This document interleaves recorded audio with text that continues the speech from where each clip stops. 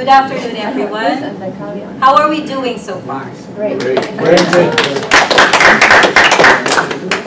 Okay, so we've come to this part of the meeting where we've learned so much about real-world evidence. We've learned so much about the importance of mutational testing, and we've learned about you a lot in terms of your needs in your country, in terms of advocacy, in terms of what are the important topics that you feel are important in your work.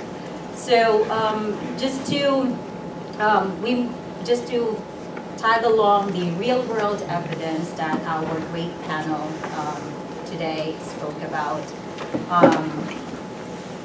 we collaborated with Blueprint Medicines in terms of how do we go about the process of using patient registries in real-world evidence.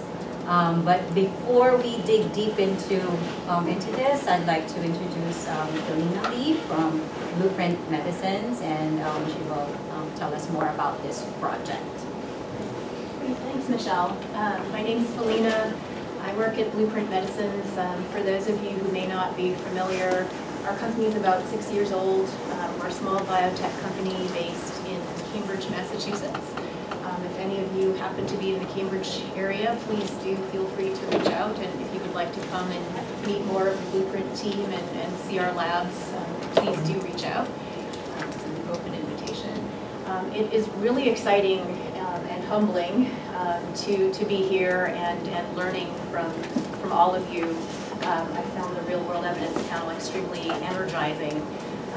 How that connects for us at Blueprint is we're truly committed to partnering with the community to improve patient outcomes, and that commitment extends beyond just drug development, but also working together in partnerships such as this that Michelle will tell us more about, mining data that's available in the real world to try to identify ways that we can improve outcomes for patients.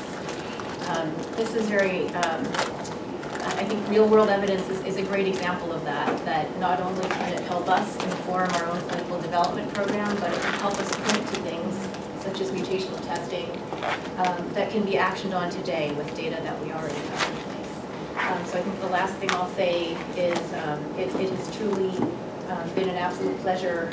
Michelle and Sarah may not be in the room, but I'll send her the shout out. There's been a lot of work with you and the team over the past several months, so we are so grateful to you and the Life Raft Group for this opportunity. Thank you, Felina. The feeling is mutual. We were very refreshed here at the Life Raft Group to work with a biotech company like Blueprint Medicine, who their very first question is, what is the most meaningful thing that the patients want in a drug? What can we do to make our drug designing and our drug development process more tailored to the needs of the patients? And so we said, we have an idea for you. We have our patient registry. So today we will talk more about this project, and I hope it becomes an example. I hope we will be able to impart it to you as an example in how you can also use evidence or data that you have in your country and incorporating them in patient-reported outcomes that is very much needed today. I think it's important to put that patient voice forward. So our panel talked about real-world evidence. I think there's to me, it's more like a convergence. I feel like I spoke about patient-reported outcomes if most of you were here in Miami. In the New Horizons meeting, I had a presentation that talked about patient-reported outcomes, and that was 2 years ago. And today, I feel that convergence had happened. That pharmaceutical companies are finally realizing that they need to incorporate the patient voice, and the FDA as well are listening that, yes, actually everybody's right, the patient advocacy are right, the pharmaceutical company should do this, and we should listen and incorporate it. So what are the sources of real-world evidence today? They are electronic health records, where patients who are being treated on-label and off-label, the information can be found in those records. There are also surveys. There are mobile health generated systems, and today is the advent of social media platforms. There are so many who are gathering a lot of this information. There are those pragmatic clinical trials as well. So, and the most important to me, I think, not because I work in the patient registry, but the patient registries are very rich source of real-world evidence. So, as Felina mentioned, we did this project with them to understand real-world evidence and how we can incorporate it in their drug development process. And today we will be presenting to you about the collaboration itself and the opportunities, especially in enhancing molecular testing, the areas of patient need, and the future directions of this project. So we looked at real-world evidence as it has the potential to catalyze improvements in outcomes. There are a lot of players. From the patient community, they have a lot of data. The industry have a lot of data. The physicians and the regulatory authorities, and they all have a say in terms of how should we use real-world evidence. But the real important thing to remember is that as we improve patient care, this should translate into the drug development. How was the patient treated? Should he have been treated with that kind of drug? And did he wish to be treated with that drug? There are a lot of meaningful things that we should incorporate in clinical trials that are not being captured today. So as I've mentioned, the FDA, they've been aware of this since the 2009. They actually published a guideline in 2009. And to this date, as Teresa had mentioned today, this is 24, not 22. There were 24 patient-focused development meetings that have happened with respect to harnessing real-world evidence. And at the same time, there is also the 21st Century Cures Act. I hope I'm not So there's also the 21st Century Cure Act, which mandates the FDA in terms of use real-world evidence early on in the drug development process and put the patient's perspective. What is the patient experience? What's their journey? Do you really understand those components? And add those to the drug development so that you will be successful. You will be meaningful. The outcomes will be meaningful to the patients. So I think with the mandate and then the efforts of the FDA, and then all of us here, our work, I'm sure all of you have gathered patient data one way or the other. I think we will be able to contribute to this energy that's coming along. As I've mentioned, the Life Raft Group Patient Registry is actually one we can consider as one source of real-world evidence, and over the years we have developed the patient registry from a report, what do you call them, Sarah? Index card. We started with index cards, and today we actually have a web application and a mobile component to this where patients can now, in their own voice, input the data about their GIST experience, their evaluations, their treatments, their diagnosis, their side effects in real time. And that's important because that's real world. We cannot wait for evidence. Our patients do not have the patience to wait for that.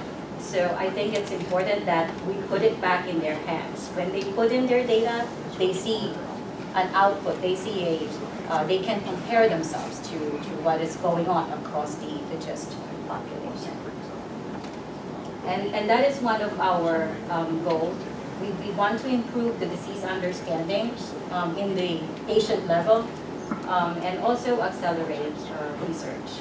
The members of the patient registry, when they sign up, they have an access to the registry team to help them guide them through the process of their management of their disease.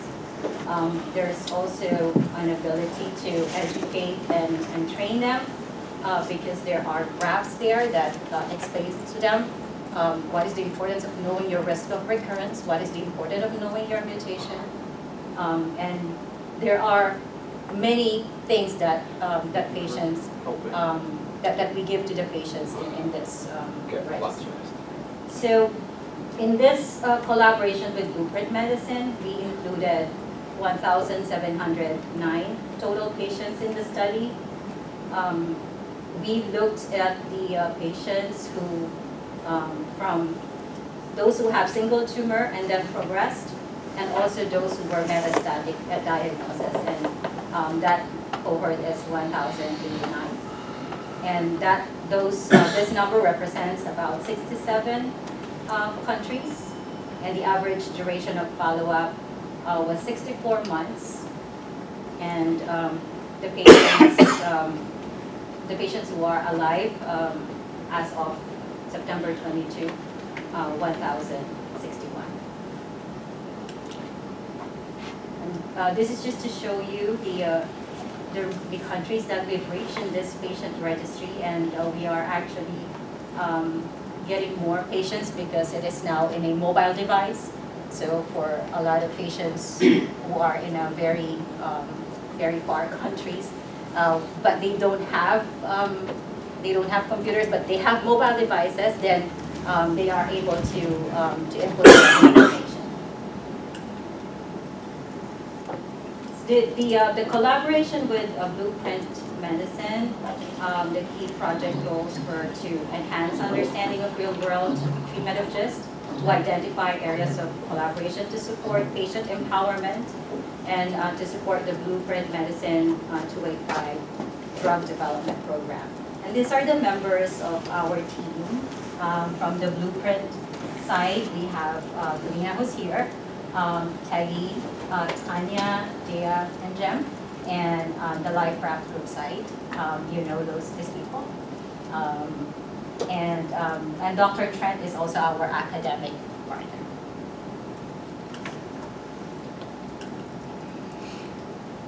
So when we looked at the data and we posed the question, have we improved in terms of mutational testing? We've heard from Kira today that unfortunately it's still on the 15% mutational testing rate. When we looked at the patient registry, we saw that the trend is actually higher in the patient registry. As we move through the years, you can see that we have improved mutational testing. The rate, our patients, 43% of our patients actually know their mutation status. We have to say a caveat that the reason why we have a higher rate of testing for our patient registry is there are a lot of factors that plays into that. First, I think our patients are very proactive when they get to the patient registry because of the benefits of having access to the team. The first thing we ask them is, did you have a mutational test? The other part is also because we have an efforts in terms of research. The tissue bank, as Norman had mentioned, contributed a lot to the increase in mutational testing. It's not representative of the entire population, of course, but as far as the patient registry is concerned, we are at a 75% trend in mutational testing.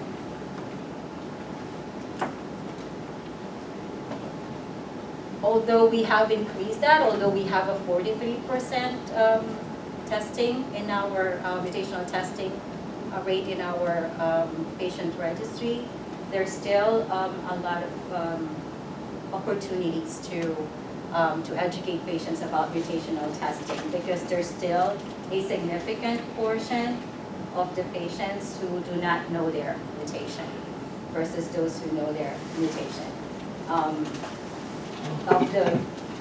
Of the 57%, if we break it down, whether the patients are still alive or are they deceased, you can see that we have a high number that we need to do more mutational testing. If we break it down by the female and male, kudos to the female, you are very proactive in your care. We don't know if this is if this has, we cannot explain. I think it's more of the patients are, the female patients are very active and expressive in their, in getting support, and that's one thing that we talk more to female patients. And in terms of the status of those patients, their diagnostic status of the unknown, of those patients who do not know their mutation and are still alive, we have 17.9% who were metastatic at diagnosis, 25.9 who later developed metastases, who their original diagnosis was single tumor and then later on progressed. And the single tumor without progression is the highest proportion. And of course the multifocal, or the multiple values checked, meaning because this is a patient-reported outcomes, there are patients who could not determine whether at the point that they reported their mutation, they have either a multifocal or they have a metastatic at the same time. It was hard to figure out at that time what is the true status. So we have to put them in a separate category. But this just goes to show that we need to focus on educating the patients in terms of getting mutation testing, whether at the time that they were diagnosed or at the time that they progressed, because there are now a lot of drugs that are in development that can target the secondary mutations as well. So when we compare the mutational, the impact of knowing mutational status in the overall survival of the patients, I think the graph speaks for itself. For those patients who know their mutation, they have a significant, their survival is significant. When you compare it with those who have unknown mutation, and this is survival in years. So if you extrapolate, that's about 10 years for the unknown as the median, and about 16, 14 for the known mutation. Important thing to say is this, of course, does not reflect the total. Does not reflect the general population.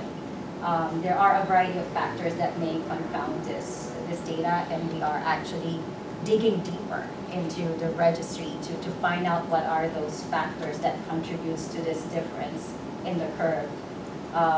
The LRG members, as I mentioned, tend to be very proactive in their care. The LRG tissue bank also initiated and encouraged testing over the years. And also testing may not be available in other countries. And this is all population. This is all countries in the United States, in the registry. Yes? I'm just curious, Michelle, can you do this at a country level as a snapshot by country and some of these facts? This is evidence that people can go in and fight with payers to say that they should cover. Yeah. Even though, I mean, it's data, and this is always the challenge that groups have, is that without data, it's hard to talk to healthcare systems, because everything's about data, and admittedly, you have to put in the caveats around the data.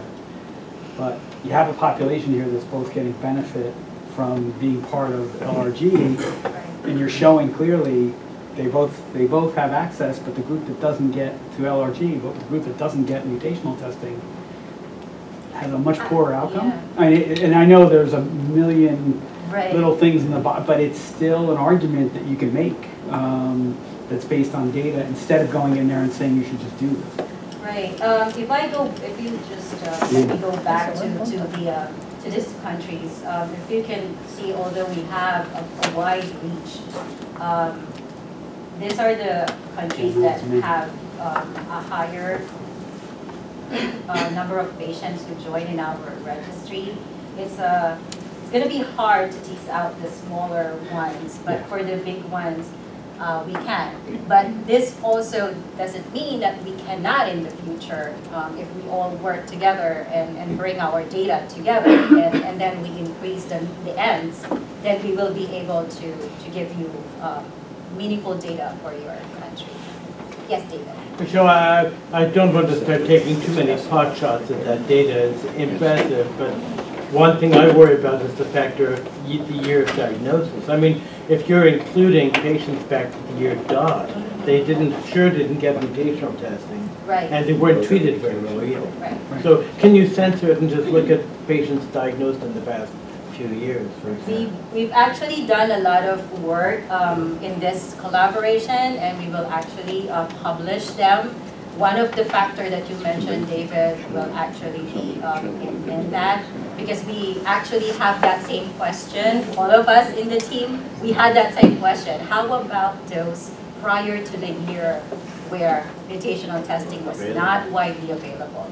We need to tease out those information. And we actually, we will publish about that information later on. But we did factor that. Probably in next fall.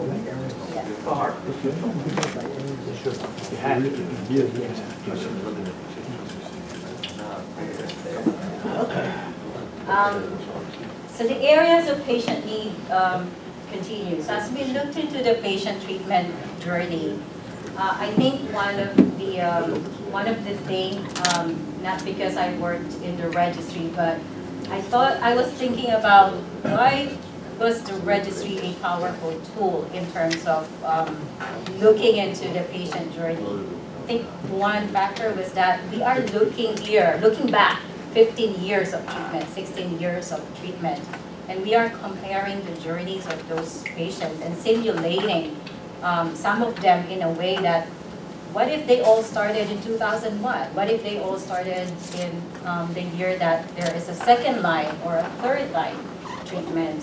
And I think that is one of the things that we realize as we understand the patient journey. But one thing that's really important is that as patients have more access to treatments, their survival gets better.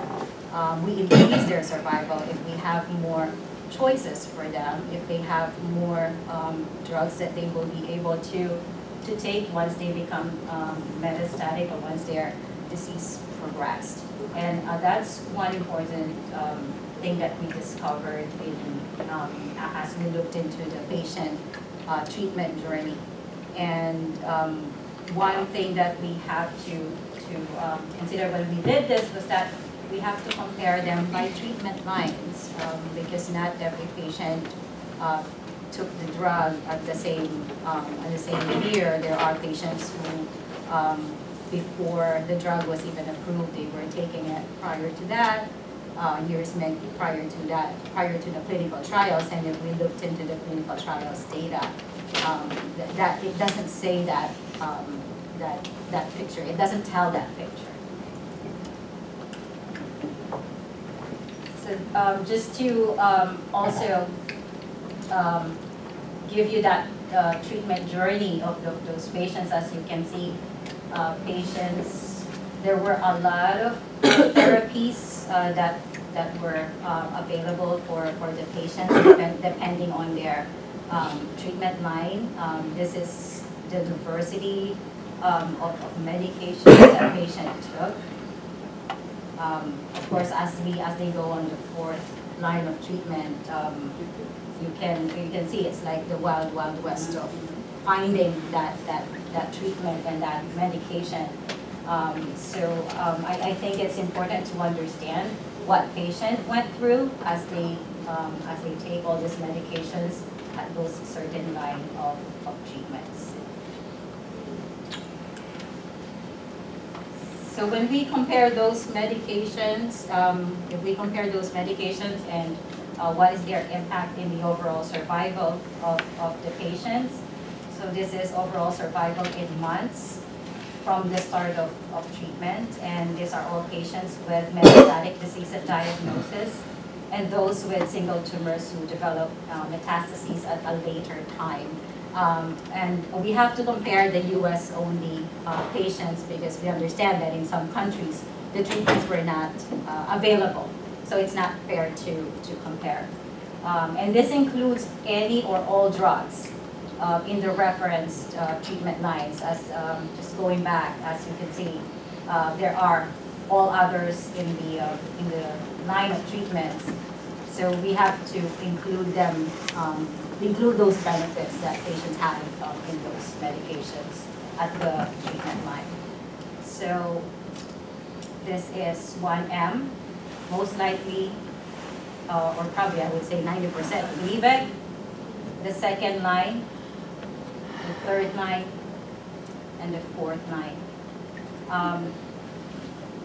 Without being negative, but the benefits that patient had with the first line of treatment is very good. The survival of those patients, they benefit a lot from the drug. But as we go to the second line, third line, and fourth line, as Dr. Tapp had mentioned this morning, it's a slippery slope.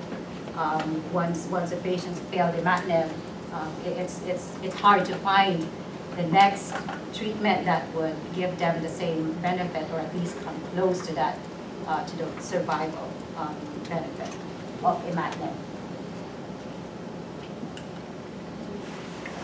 So there are several additional areas that we are identifying in our further analysis. And as we mentioned, we need to find those real-world treatment patterns.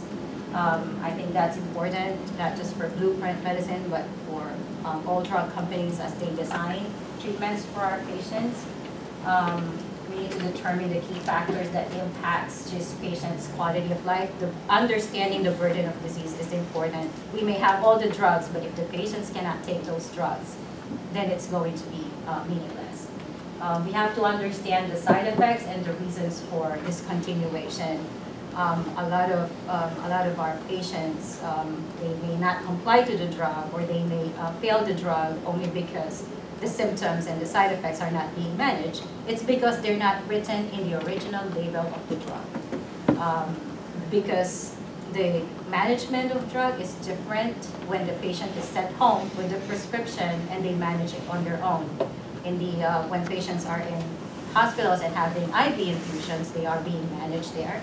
But with oral therapy, they manage it on their own. And it's important to understand those burdens. So what is the future of this collaboration? Just to summarize what we've done so far, we've created key questions and mined the registry. We've asked our patients what are the meaningful outcomes or benefits that you would like a drug do for you, and what are the important considerations for you as a patient in terms of managing GIST. And just like you've mentioned the top 3, survival is the number 1 concern of the patients and the number 1 priority here. And also we've identified key barriers to ideal treatment of GIST patients.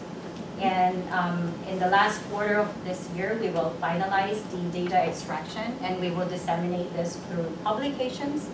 We're happy that Blueprint Medicine would like to have more collaborations with Life Raft, and with the work that we do in the patient registry. So thank you so much for this opportunity, and thank you to Blueprint Medicine. And this is the kickoff project, the kickoff meeting that we had at their headquarters in Massachusetts. So thank you so much. if you have any question,